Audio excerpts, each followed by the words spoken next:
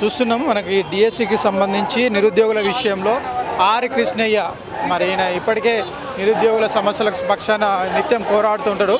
నిరుద్యోగులతో కలిసి ఇక్కడ రావడం జరిగింది. మరి ఏం చేస్తారు, ఇక్కడ పోలీసులు వీరిని అరెస్ట్ చేస్తారా లేదంటే వీరిని మాట్లాడేందుకు అవకాశం ఉందా, లోపలికి ఎవరైనా పంపించేందుకు అవకాశం ఉందా లేదా ఒకసారి చూద్దాం. మరొక వైపు ఇక్కడున్న పరిస్థితులు చూస్తే ఖచ్చితంగా ముట్టడి చేయాలని చెప్పేసి నిరుద్యోగులందరూ కూడా మూకుమ్మడిగా దఫాలుగా వారు ఎవరికి వారుగా వస్తూ ఇక్కడ అటాక్ చేస్తున్న పరిస్థితి కనిపిస్తుంది. మరొక వైపు పోలీసులు ఇక్కడ వారి పెద్ద ఎత్తున భారీ బందోబస్తును ఏర్పాటు చేయడం జరిగింది.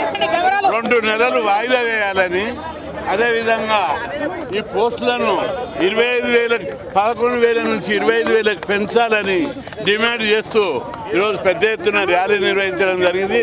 వివిధ యూనివర్సిటీ విద్యార్థులు వాయిదా వేయడానికి కూడా వాళ్ళకి రీజనబుల్ గ్రౌండ్స్ ఉన్నాయి. ఇప్పుడు వరుసగా సివిల్ సర్వీస్ ఎగ్జామ్స్ అయినాయి, గ్రూప్ 1, గ్రూప్ 2 అన్ని ఎగ్జామ్స్ వరుసగా ఉన్నాయి. వరుసగా ఉండే కాబట్టి ప్రిపేర్ కావడానికి ఇబ్బంది అవుతుంది. 2 నెలలు వాయిదా వేయాలని అడుగుతున్నారు. వెంటనే